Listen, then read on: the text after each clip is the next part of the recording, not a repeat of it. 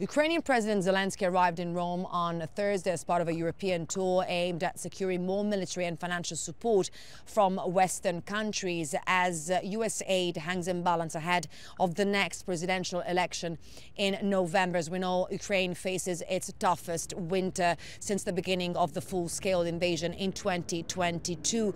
Zelensky has had a full schedule in Europe. Early on Thursday, he met with British Prime Minister Starmer and NATO Secretary General Mark Rutte in London. He outlined what has been described as his victory plan to defeat Russian forces. The plan was expected to be presented at a meeting in Germany this week, but the meeting was later postponed after US President Joe Biden had to cancel his visit. But the plan has been pretty much at the center of Zelensky's discussions in European capitals.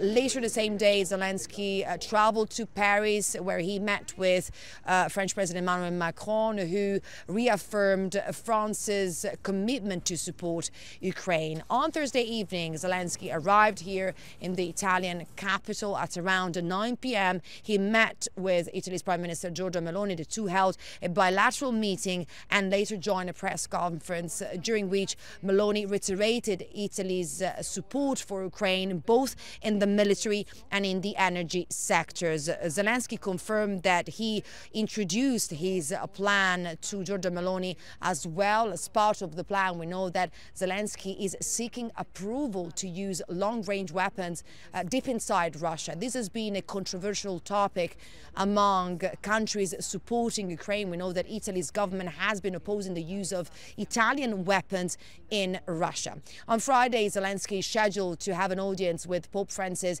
in the Vatican, and later the same day he's traveling to Germany to meet with German Chancellor Scholz. Giorgio Orlandi for Euronews in Rome.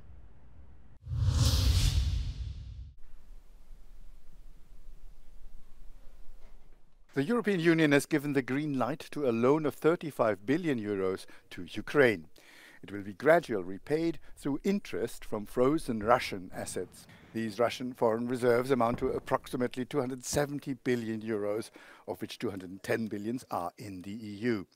The exceptional profits generated are estimated to yield between 2.5 and 3 billion euros per year. An initial agreement reached in June provided for the G7 to collectively provide 45 billion to Kyiv by the end of the year. In the end, the EU had to put more money on the table because Washington conditioned its participation on an extension of the EU sanctions against Moscow. There is a risk that at some point sanctions against Russian assets will not be extended, because for extension there should be unanimity voting for this, and so the future flows of revenues from Russian assets can be disrupted. These sanctions are voted on every 6 months unanimously, but the EU now would like to renew them only every 3 years for more stability. The US is concerned that a member state blocking these sanctions would sabotage the plan. Hungary has already declared that it will hold back any decision on changes in the sanctions regime until after the US presidential elections. The United States, for example, might be considering a supplemental towards the second half of the year after the elections, but there is no guarantee that that might move forward. There's a lot of hesitancy. In particular, if Donald Trump were to win the election, what might his plans be for both aid as well as for moving towards a ceasefire? Kyiv will be free to decide how these funds are used. The ball is now in the court of the European Parliament, which must give its consent to the 35 billion euro loan.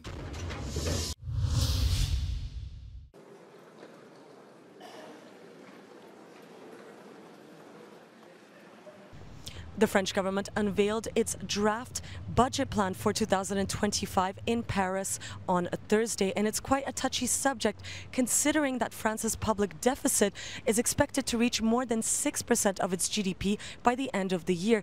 That's higher than almost all other EU countries, and the government's goal is to slash 60 billion euros in 2025 alone. That's 2% of its GDP. It's quite an unprecedented amount, and to do this, the Minister of the Economy, Antoine Armand, announced an eye-watering 40 billion euros in public spending cuts that will cover pretty much all ministries. So it's quite an unpopular measure among his own government. And local territories will also be asked to cut more than 5 billion euros, which has caused quite an uproar among France's mayors. And the rest of the 20 billion euros will come through exceptional and temporary tax hikes that will concern the wealthiest incomes and also the highest earning corporations. And the budget plan will also face intense scrutiny from the EU Commission that formally warned France back in June of its excessive public spending. And although the government claimed it's open to debate, well, the current fragmented political landscape could push Prime Minister Michel Barnier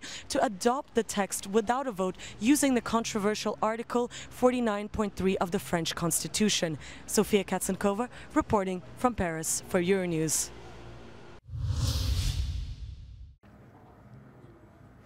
Addressing issues related to family and demography will be at the center of the upcoming European Congress on Family, organized by the ECR party in Croatia. In a briefing held in Rome, the party's Secretary General Antonio Giordano, alongside representatives of Brothers of Italy, explained the focus of the event and why these topics are central to the Conservatives' political agenda. Un tema è sicuramente il punto di vista valoriale, sul quale i conservatori hanno un'idea molto chiara. Grande apertura a tutti i tipi di diritti, ma con la famiglia al centro. Poi ci sono le sfide economiche che le famiglie affrontano e quindi questo verrà ragionato con degli economisti. Poi ci sono le sfide tecnologiche, perché non dimentichiamoci che oggi uno degli elementi di crisi della famiglia è l'abbandono del dialogo a favore del social media. A total of 300 delegates from around the world will attend the event, among them representatives from various right-wing forces. The ECR's party mission is to strengthen ties among conservatives around shared values, acting as a mediator among different parties. Quando si parla di famiglia si riunisce tutto e quindi avremo membri del Partito Popolare, avremo membri dei Patrioti, ovviamente la maggioranza dei membri sarà del Partito Conservatore Europeo. In generale il progetto di ECR è quello di essere il centro del dialogo, quindi il punto di raccordo dove si possa parlare alla nostra destra e alla nostra sinistra e nel futuro io spero di andare ancora più a sinistra. Family and the fight against the demographic crisis gripping Europe have long been central to the ECR and FDI's political agenda. In Italia indubbiamente abbiamo dei numeri preoccupanti che devono essere posti all'attenzione e al centro dell'agenda politica del governo, cosa che in realtà il governo Meloni ha già fatto con una serie di stanziamenti. Giorgia Orlandi for Euronews in Rome. Hundreds of students in Budapest have been taught how to protect themselves against online fraud at a Cyberfest event organised by the police. Secret Service officers showed young people how to be aware of the risks posed by hackers and some influencers. 23 iskola, 34 osztálya, közel 1000 diáknak van lehetősége mai nap részt venni a programjainkon, és hát az a célunk, hogy élményközpontú programokat kínáljunk, és nem titkolt célunk az az, hogy úgy szerezzenek ismeretet a hallgatók, diákok, hogy esetleg nem is tudják, hogy éppen ők tanulnak, és új ismereteket visznek haza. In the National Cybersecurity Institute's area, one of the main lessons was that if you connect to public Wi-Fi networks, your data can easily be stolen with a device that anyone can legally buy. Vannak olyan eszközök, amelyek egyszerűen tudnak megtévesztő hálózatokat kialakítani, és pont ezért ezek az eszközökkel minden olyan forgalom, ami azon átment, azok megfigyelhetőek, lehallgathatóak, ezért óvaintenék mindenkit, hogy ilyen ingyenes hálózatokhoz akár hozzácsatlakozzon.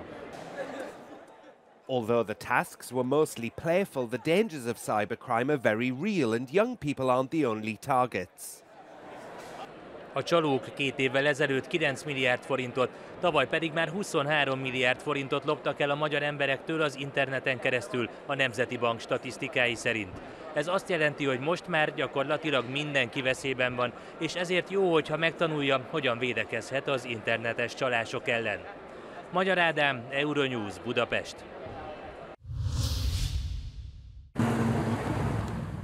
Representatives of the Greek tourism sector are not concerned for over-tourism, but do believe mass tourism during peak periods could lead to over-concentration. They say popular tourist destinations need to be regulated in a way that protects the environment, local communities, and the tourists themselves. The shipwreck on Navaggio Beach is an example of such a destination, attracting 1.5 million visitors annually. Η βιωσιμότητα των εξαιρετικά δημοφιλών τουριστικών προορισμών είναι μια δύσκολη άσκηση και ένα από τα πιο χαρακτηριστικά παραδείγματα είναι η παραλία που βρίσκεται πίσω μου, το περίφημο ναυάγιο της Ζακίνθου. Έκλεισε πριν από 3 χρόνια. Τώρα οι ελληνικές αρχές προσπαθούν να βρουν τρόπους για να προστατεύσουν και το ναυάγιο και την παραλία. Tour operators could promote alternative destinations, but such efforts would require additional accommodation and public infrastructure. It's very important to contribute to the development of the smaller destinations in order to balance the, let's say, uneven growth and development of tourism. Well, it takes, first of all, more risks from our side, and it's more challenging because of the smaller accommodation base, and also it requires the infrastructure to follow up. To increase sustainability, Greek hoteliers introduced the Greek Breakfast Initiative, offering locally sourced products. Επειδή τα προϊόντα αυτά παράγονται στον τόπο, από τη μία ενισχύουμε το εισόδημα της κοινωνίας, από την άλλη ενισχύουμε και τη βιωσιμότητα, γιατί παράγονται βέβαια με κανόνες βιωσιμότητας, τα περισσότερα είναι και οργανικά από αυτά. 2024 is expected to be another record year for Greece. 35 million tourists are expected to have visited by the end of this year, almost 3 times the number of the country's own residents.